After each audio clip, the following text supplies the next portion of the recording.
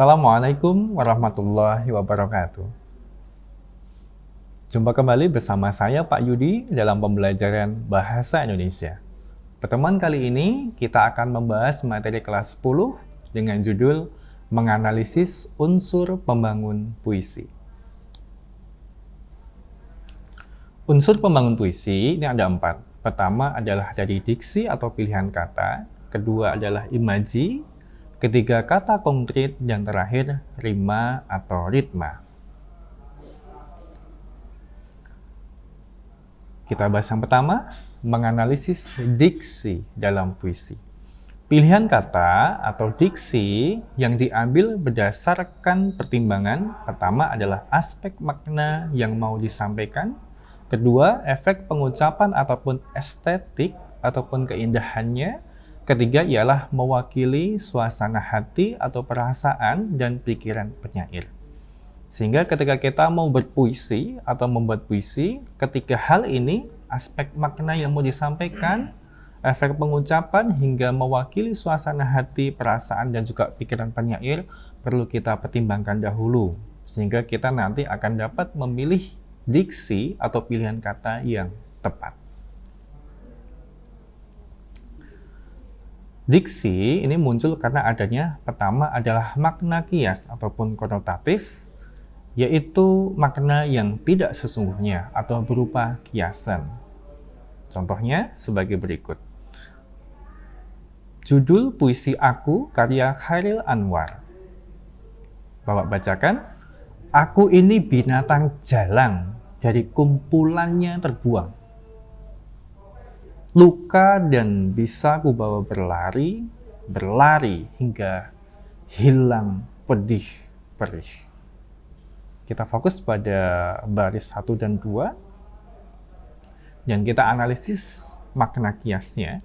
Jadi kata di baris binatang jalang dari kumpulannya terbuang, ini mempunyai makna kias yaitu orang yang selalu bersikap memberontak, tidak bisa mengikuti aturan sosial.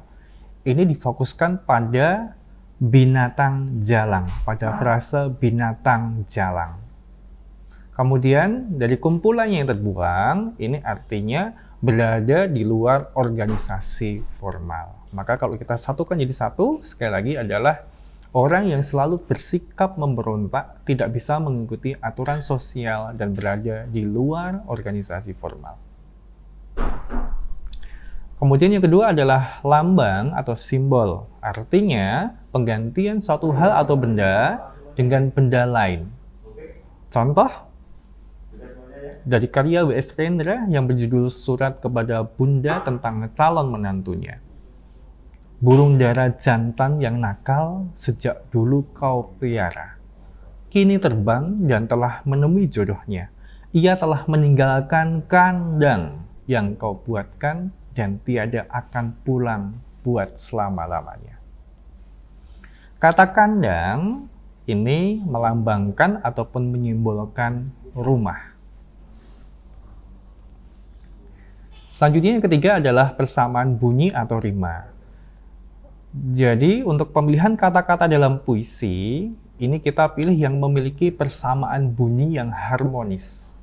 Contoh pada puisi doa kayak Chairil Anwar, Tuhanku dalam termangu, aku masih menyebut namamu. Biar susah sungguh, mengingat kau penuh seluruh, dan seterusnya. Analisisnya adalah, ini terdapat rima. Dan rima ini sekali lagi adalah pengulangan bunyi. Di dalam puisi ini pengulangnya adalah U pada tiap baris pada satu bait. Maka rimanya berpola A, A, A, A.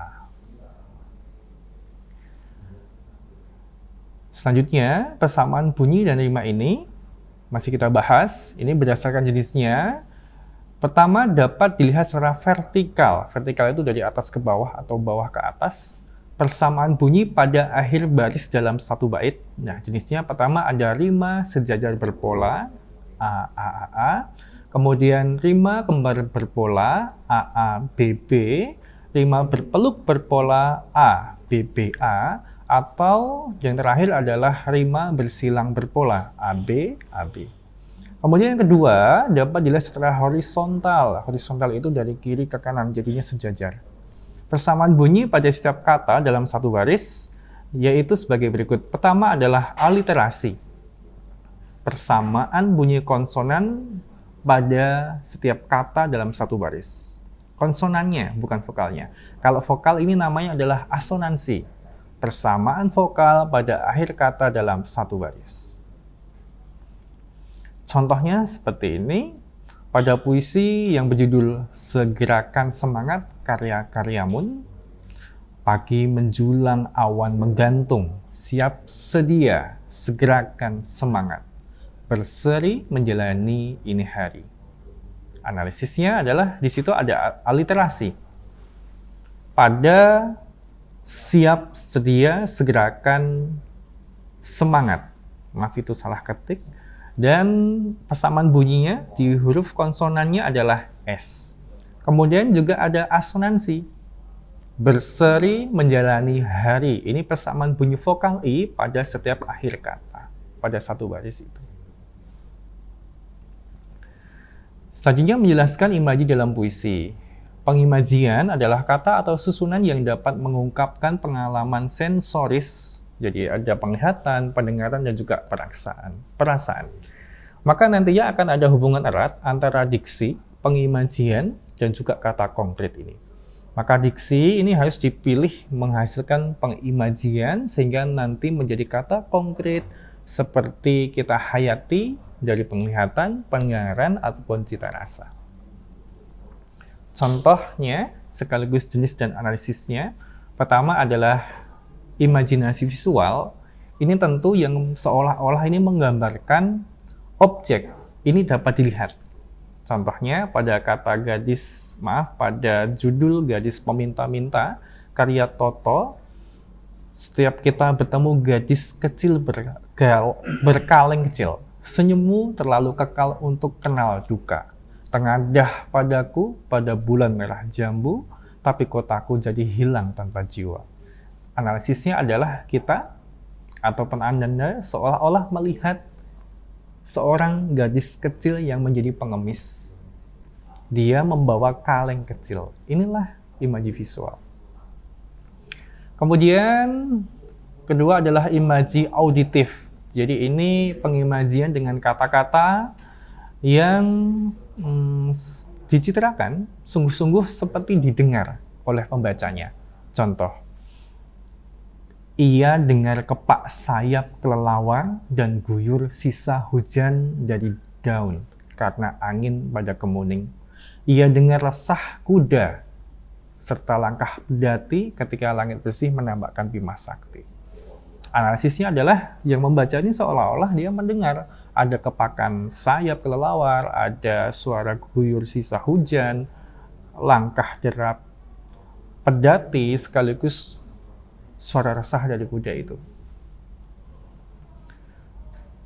Selanjutnya adalah imaji taktil, pengimajian dengan menggunakan kata-kata yang mampu memengaruhi perasaan pembaca. Sekali lagi, perasaan pembaca di imaji taktil ini. Sehingga ikut terpengaruh perasaannya. Contohnya pada puisi yang terampa dan yang putus kayak Chairil Anwar. Kelam dan angin lalu mempesiang diriku, menggigit juga ruang di mana dia yang kuingin. Malam tambah merasuk, rimba jadi semati tunggu. Dikaret, daerahku yang akan datang, sampai juga deru dingin. Aku berbenah dalam kamar, dalam diriku jika kau datang.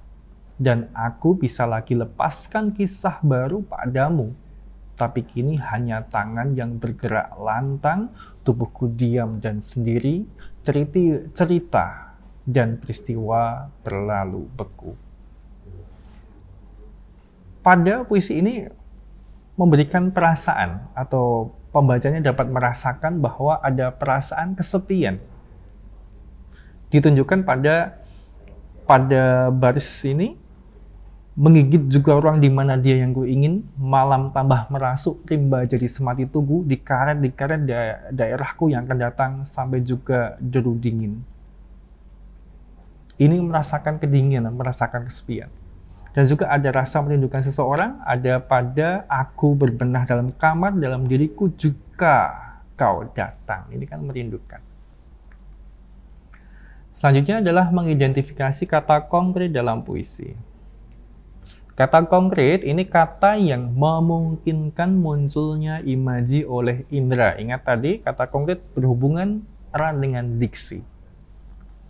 Dan juga ke imaji juga.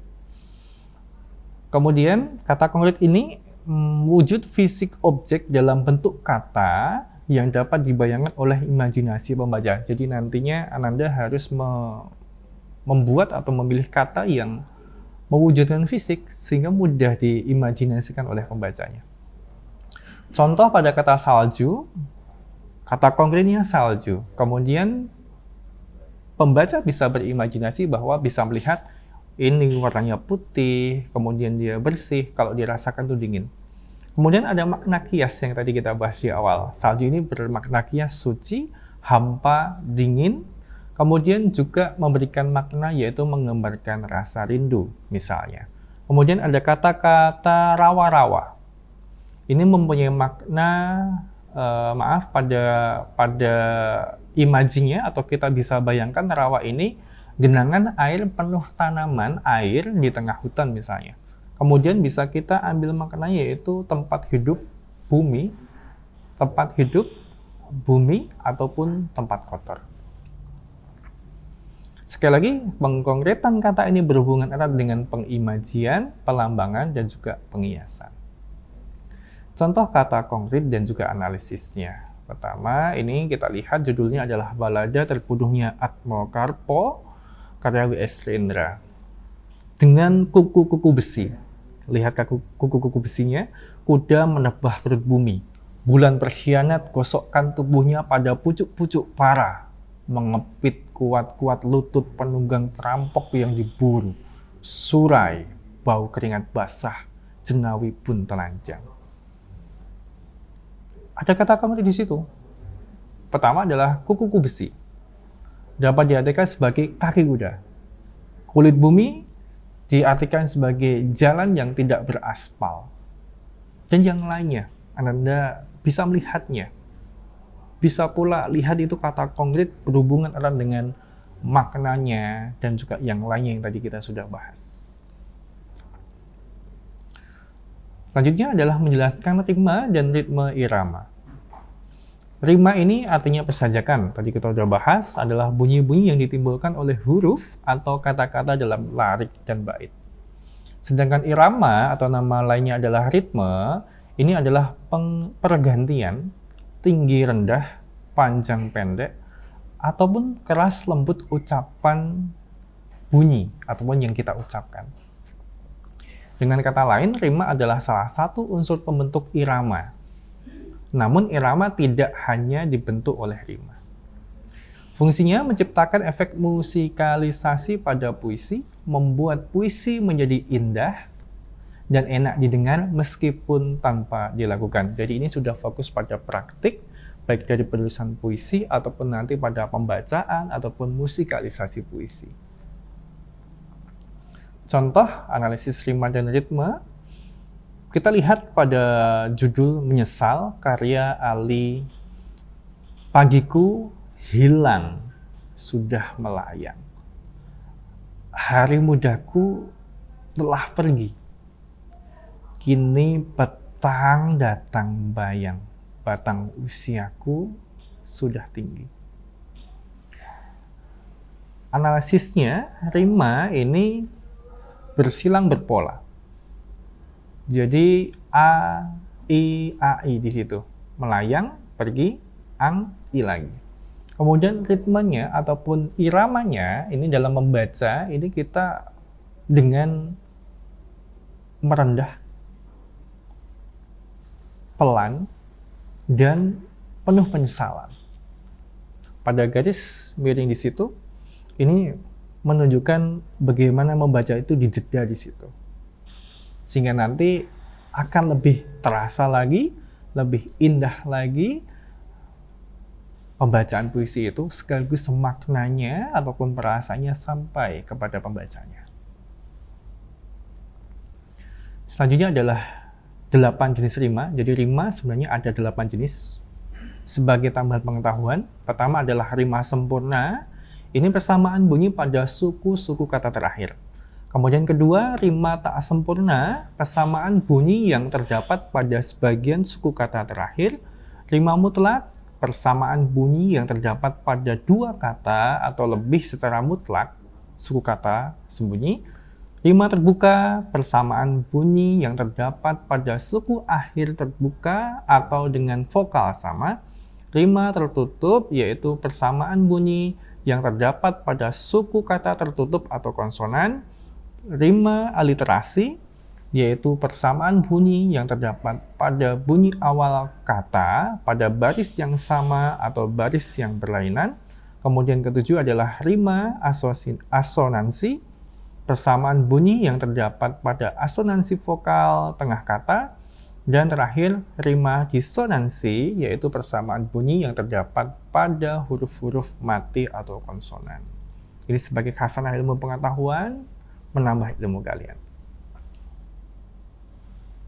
Terima kasih, itulah materi kita hari ini. Semoga yang sedikit ini bermanfaat. Mohon maaf kekurangannya. Wassalamualaikum warahmatullahi wabarakatuh.